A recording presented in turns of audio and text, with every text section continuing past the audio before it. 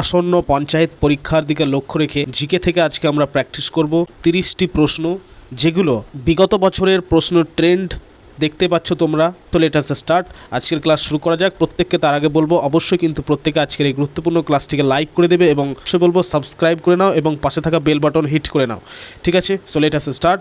দেখো, প্রথম question very important, যে পশ্চিমবঙ্গের পঞ্চায়েত ব্যবস্থার মোট কয়টি স্তর?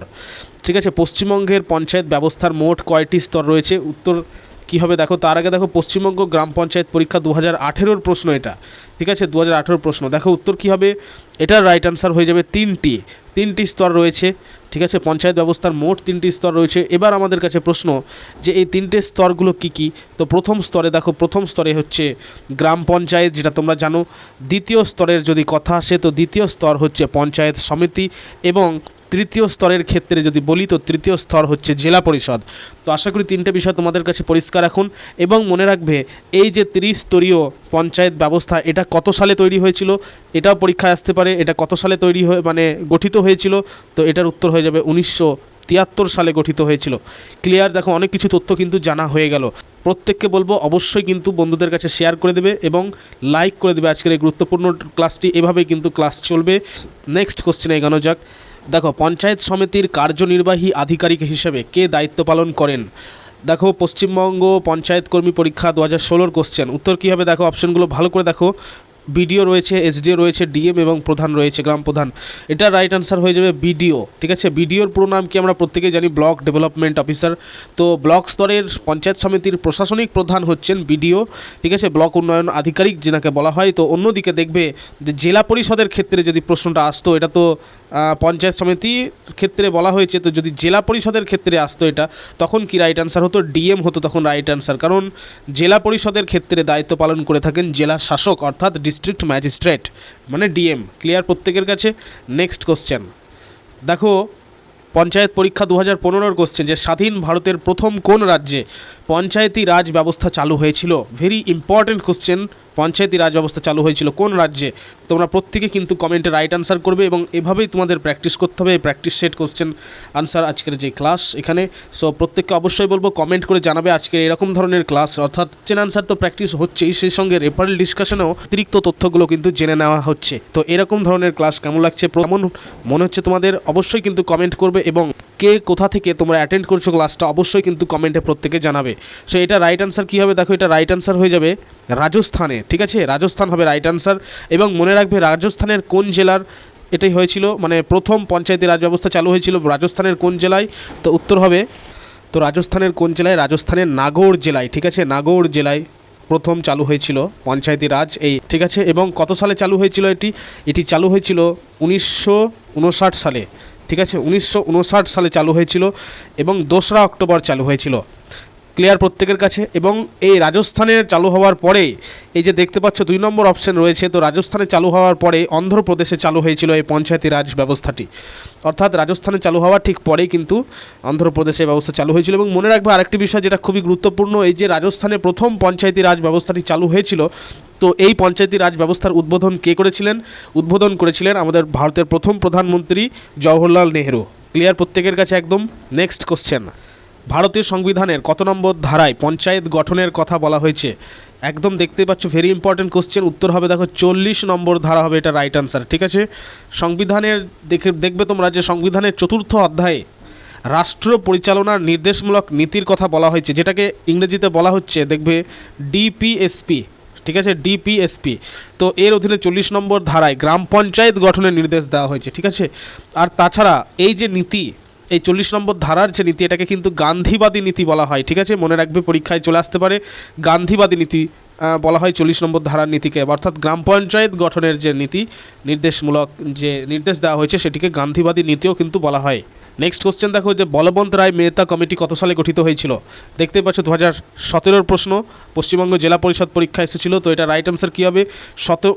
1957 সালে কিন্তু এটি গঠিত হয়েছিল, বলবন্ত রায় মেহতা কমিটি। নেক্সট কোশ্চেনে চলে আসা যাক, গ্রাম পঞ্চায়েতের সদস্যদের সাধারণ কার্যকাল কত বছর? উত্তর হবে দেখো 5 বছর। কার্যকাল কত বছর? 5 বছর, ঠিক আছে? নেক্সট কোশ্চেন, পশ্চিমবঙ্গ পঞ্চায়েত আইন কত সালে পাস হয়?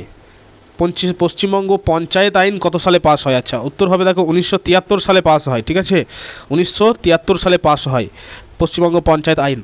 নেক্সট দেখতে পাচ্ছ সংবিধানের কততম সংশোধনীর মাধ্যমে পঞ্চায়েতি রাজ ব্যবস্থাকে সাংবিধানিক স্বীকৃতি দেওয়া হয়? 2018 প্রশ্ন। সাংবিধানিক স্বীকৃতি দেওয়া হয় কত নম্বর? 73তম ধারা। ঠিক আছে, 1992, মনে রাখবে এটা সালটা, 1992-এর এই 73তম সংবিধান সংশোধনের মাধ্যমে পঞ্চায়েত ব্যবস্থাকে সাংবিধানিক মর্যাদা দেওয়া হয়। ক্লিয়ার? প্রতি বছর ভারতে কোন দিনটি জাতীয় পঞ্চায়েতি রাজ দিবস হিসেবে পালিত হয়? উত্তর কী হবে? উত্তর হয়ে যাবে দেখো যে 24শে এপ্রিল হবে রাইট আনসার। ঠিক আছে, 24শে এপ্রিল এই দিনটিকে, অর্থাৎ এই 24শে এপ্রিল দিনটিকে জাতীয় পঞ্চায়েতি রাজ দিবস হিসেবে পালন করা হয়। ভেরি ইম্পর্টেন্ট কোশ্চেন কিন্তু আজকে কভার করা হচ্ছে। আস্তে আস্তে আমরা মডারেট লেভেলের দিকে যাব। তো প্রত্যেককে বলবো অবশ্যই কিন্তু প্র্যাকটিস করবে, কমেন্টে অপশন নাম্বার বা কমেন্টে উত্তরটা লিখে। নেক্সট কোশ্চেন, গ্রাম পঞ্চায়েতের সভার সভাপতিত্ব কে করেন? উত্তর কী হবে? গ্রাম পঞ্চায়েতের সভার সভাপতিত্ব কে করেন? গ্রাম প্রধান করেন। ঠিক আছে, মানে পঞ্চায়েত প্রধান। ক্লিয়ার প্রত্যেকের কাছে? এবং পরিচালনা কে করেন? যদি পরীক্ষা দিয়ে দেয় পরিচালনা কে করেন, তখন উত্তর হয়ে যাবে উপপ্রধান। ক্লিয়ার প্রত্যেকের কাছে? নেক্সট কোশ্চেন, ভারতীয় সংবিধানের কোন তফসিল বা শিডিউলে পঞ্চায়েতের কার্যাবলী যুক্ত রয়েছে? এটার উত্তর হবে একাদশ তফসিল হবে রাইট আনসার। ঠিক আছে, 11th যেটাকে বলা হয় 11th শিডিউল যেটাকে বলা হয়। ঠিক আছে, মানে শিডিউল বলে অনেকে, তো 11th শিডিউলে কিন্তু যুক্ত করা হয়েছে। এবং এই 11th শিডিউলে কতগুলো কার্যক্ষেত্রের উল্লেখ রয়েছে এটা পরীক্ষায় আসতে পারে, মনে রাখবে 29টি কার্যক্ষেত্রের উল্লেখ রয়েছে। নেক্সট কোশ্চেন, গ্রাম পঞ্চায়েত স্তরে রাজ্য সরকারের প্রতিনিধি হিসেবে কে কাজ করেন? বলেছে রাজ্য সরকারের প্রতিনিধি হিসেবে কে কাজ করেন, তখন উত্তর কী হবে? সেক্রেটারি কাজ করেন, অর্থাৎ পঞ্চায়েত সচিব। ঠিক আছে, পঞ্চায়েত সচিব বা সেক্রেটারি হলেন গ্রাম পঞ্চায়েতের স্তরের রাজ্য সরকারের দ্বারা নিযুক্ত কর্মী, যিনি পঞ্চায়েতের প্রশাসনিক বা হিসাব সংক্রান্ত কাজগুলো দেখাশোনা করে থাকেন, অর্থাৎ পঞ্চায়েত সচিব। নেক্সট কোশ্চেন দেখতে পাচ্ছ যে পশ্চিমবঙ্গ জেলা পরিষদের প্রধানকে কি বলা হয়? 2016 প্রশ্ন। প্রত্যেকেই পারবে উত্তর। সভাধিপতি বলা হয়, সভাধিপতি। ঠিক আছে, সভাধিপতি বলা হয়, অর্থাৎ জেলা পরিষদের প্রধান হচ্ছেন সভাধিপতি। এবং মনে রাখবে যে পশ্চিমবঙ্গের যে ত্রিস্তরীয় ব্যবস্থার সর্বোচ্চ স্তর, মানে যেটা প্রথম স্তর, তো সেই জেলা পরিষদের প্রধানকে বলা হয় সভাধিপতি। তারপরে যেটা দেখতে পাচ্ছ, তারপরে যেটা থাকে হচ্ছে দ্বিতীয় স্তর হচ্ছে পঞ্চায়েত সমিতি, যেটা আমি একটু আগে প্রথমে বললাম তোমাদের। তো পঞ্চায়েত সমিতির প্রধানকে কী বলা হয়? যে দেখতে পাচ্ছ সভাপতি বলা হয়। এবং যেটা তৃতীয় স্তর যেটা বললাম তোমাদের, যেটা হচ্ছে গ্রাম পঞ্চায়েত, তো সে গ্রাম পঞ্চায়েতের প্রধানকে বলা হয় কি? প্রধান বলা হয়। তোমরা প্রত্যেকে আশা করি জানো। নেক্সট কোশ্চেন, যে পঞ্চায়েত নির্বাচনে প্রতিদ্বন্দ্বিতা করার জন্য প্রার্থীর সর্বনিম্ন বয়স কত হওয়া প্রয়োজন? 2014 প্রশ্ন। উত্তর কী হবে? দেখো 21 বছর হবে রাইট আনসার। ঠিক আছে, 21 বছর। এছাড়াও পরীক্ষায় দিতে পারে তোমাদের যে ভোট দেওয়ার অধিকার কত বছর বয়স? 18 বছর। ঠিক আছে, 18 বছর। তো এক্ষেত্রে মনে রাখবে যে ভোট দেওয়ার অধিকার 18 বছর বয়স হলেও পঞ্চায়েত নির্বাচনে প্রার্থীর হওয়ার জন্য ন্যূনতম বয়স কিন্তু 21 বছরই দরকার। নেক্সট কোশ্চেন, মানে এটা বাধ্যতামূলক একদম। গ্রাম পঞ্চায়েতের আয়ের প্রধান উৎস কী? উত্তর হবে দেখো অপশন নাম্বার বি, অর্থাৎ রাজ্য সরকারের অনুদান ও স্থানীয় কর। ঠিক আছে, অর্থাৎ গ্রাম পঞ্চায়েতগুলি মূলত রাজ্য সরকারের যে আর্থিক অনুদান রয়েছে এবং স্থানীয় বাড়ি জমি ব্যবসার ওপর বসানো যে করগুলো, অর্থাৎ স্থানীয় করগুলো রয়েছে, এগুলোর ওপর ট্যাক্স বা কর থেকে তাদের রাজস্ব সংগ্রহ করতে হয়। Clear? Next very important question দেখতে পাচ্ছ, পশ্চিমবঙ্গের প্রথম পঞ্চায়েত নির্বাচন কত সালে অনুষ্ঠিত হয়েছিল? 2016-তে কোশ্চেনটা এসেছে। তো প্রত্যেককে বলবো এখনও যদি লাইক করতে ভুলে গিয়ে থাকো অবশ্যই কিন্তু প্রত্যেকে লাইক করে ভিডিওটা একবার প্রত্যেকে কিন্তু আজকের ক্লাসটিকে হাইপ করে দেবে। ঠিক আছে, প্রত্যেকে হাইপ করে দেবে, লাইকের পর হাইপ করে দেবে প্রত্যেকে। দেখো উত্তর হয়ে যাবে কি? পঞ্চায়েত নির্বাচন কত সালে অনুষ্ঠিত হয়েছিল? প্রথম অনুষ্ঠিত হয়েছিল 1978 সালে। অপশন নাম্বার সি হবে রাইট আনসার, 1978 সালে। এবং 4 জুলাই, মাসটাও মনে রাখতে হবে, মাস হচ্ছে জুলাই না, জুন, 4 জুন। ঠিক আছে, জুন মাসে। তখন ক্ষমতায় ছিলেন হচ্ছে বামফ্রন্ট সরকার।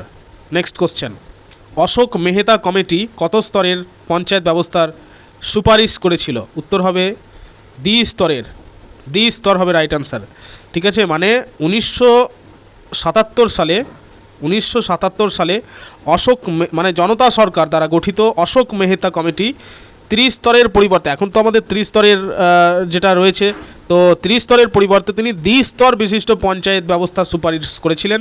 দ্বিস্তর বিশিষ্ট কী কী? প্রথমত হচ্ছে মণ্ডল পঞ্চায়েত এবং দ্বিতীয়ত তিনি বলেছিলেন জেলা পরিষদ। ঠিক আছে, নেক্সট কোশ্চেন। পঞ্চায়েতের আর্থিক স্থিতি পর্যালোচনার জন্য রাজ্য অর্থ কমিশন কে গঠন করেন? উত্তর কী হবে? রাজ্যপাল হবে রাইট আনসার। ঠিক আছে, এবং এটা সংবিধানের 243 নম্বর ধারা অনুযায়ী।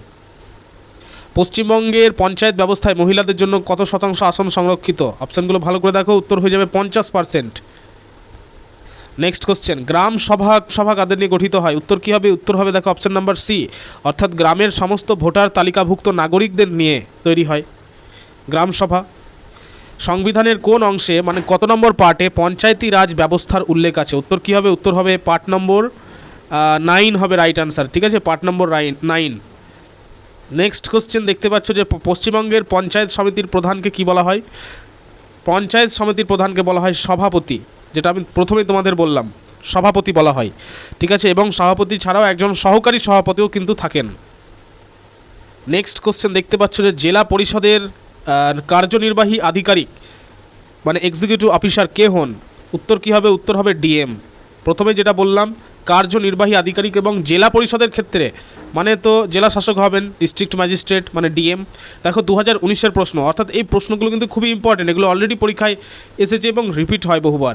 নেক্সট কোশ্চেন, গ্রাম পঞ্চায়েতের যে কোনো সভার জন্য ন্যূনতম কত সদস্য উপস্থিতি অর্থাৎ কোরাম প্রয়োজন? উত্তর হবে অপশন নাম্বার বি, অর্থাৎ মোট সদস্যের 1/3। নেক্সট কোশ্চেন, পশ্চিমবঙ্গে কয়টি জেলায় কোনো জেলা পরিষদ নেই? কোনো জেলা পরিষদ নেই। ভেরি ইম্পর্টেন্ট কোশ্চেন, 2017-এর প্রশ্ন। 2টি জেলায় কিন্তু কোনো রকম জেলা পরিষদ নেই। সেগুলো কি কি মনে রাখবে? কলকাতা একটি শহর, কলকাতা শহর।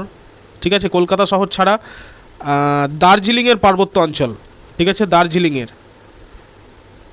নেক্সট কোশ্চেন দেখো, পঞ্চায়েত নির্বাচন পরিচালনার জন্য মানে পরিচালনার দায়িত্ব কার ওপর ন্যস্ত থাকে? উত্তর হবে রাজ্য নির্বাচন কমিশনের উপর ন্যস্ত থাকে। নেক্সট কোশ্চেন দেখো, নিচের কোন রাজ্যটিতে কোনো পঞ্চায়েতি রাজ ব্যবস্থা নেই? উত্তর কী হবে? নাগাল্যান্ড হবে রাইট আনসার। নাগাল্যান্ড ওই দার্জিলিংয়ের পার্বত্য মানে আচ্ছা রাজ্য বলেছে, কোন রাজ্যটিতে কোনো পঞ্চায়েতি রাজ ব্যবস্থা নেই? উত্তর তাহলে হবে নাগাল্যান্ড। ঠিক আছে, এছাড়াও নাগাল্যান্ড ছাড়াও আরও যেগুলো রয়েছে যেমন হচ্ছে মেঘালয় রয়েছে, তারপরে মিজোরাম রয়েছে। তো এই রাজ্যগুলোতে কিন্তু কোনো রকম পঞ্চায়েত ব্যবস্থা নেই। ঠিক আছে, তাহলে কিভাবে কাজ করে? ওই রাজ্যগুলিতে স্থানীয় উপজাতীয় বা ট্রাইবাল কাউন্সিল দ্বারা কাজ করানো হয়। নেক্সট দেখতে পাচ্ছ, ন্যায় পঞ্চায়েত মূলত কোন কাজের সাথে যুক্ত? ন্যায় পঞ্চায়েত হচ্ছে বিচার ব্যবস্থা, ছোটোখাটো বিরোধ নিষ্পত্তির সাথে যুক্ত। 2017-এর প্রশ্ন। ঠিক আছে, নেক্সট কোশ্চেন, যে ভারতের পঞ্চায়েত ব্যবস্থার ত্রিস্তর কাঠামোর সর্বনিম্ন স্তর দেখতে পাচ্ছ 2016-এর প্রশ্ন। বারবার কিন্তু রিপিট হচ্ছে প্রশ্ন, একই প্রশ্ন ঘুরিয়ে ফিরিয়ে আসছে। সর্বনিম্ন অর্থাৎ তৃতীয় স্তরে কে থাকছে? গ্রাম পঞ্চায়েত, যেটা আমি একটু আগে তোমাদের বললাম। ঠিক আছে, মধ্যবর্তী স্তরে ব্লক স্তর এবং সর্বোচ্চ স্তর হচ্ছে জেলা স্তর। নেক্সট কোশ্চেন, পঞ্চায়েত রাজ ব্যবস্থার মূল উদ্দেশ্য কী? 2019-এর প্রশ্ন, ভেরি ইম্পর্টেন্ট। উত্তর কী হবে?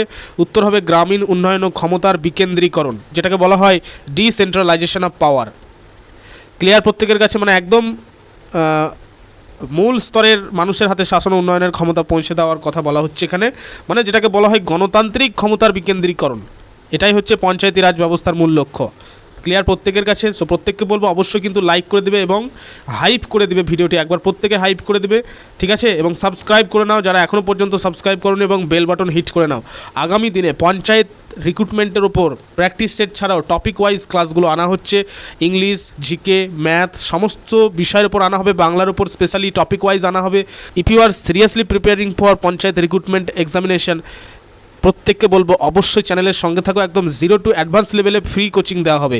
ঠিক আছে, এবং তোমাদেরকে বলবো ইতিমধ্যে কিন্তু হোয়াটসঅ্যাপ চ্যানেল গ্রুপ রয়েছে আমাদের, সেখানে বহু ছাত্রছাত্রীরা রয়েছে ডেলি জিকে কুইজ প্র্যাকটিস করে।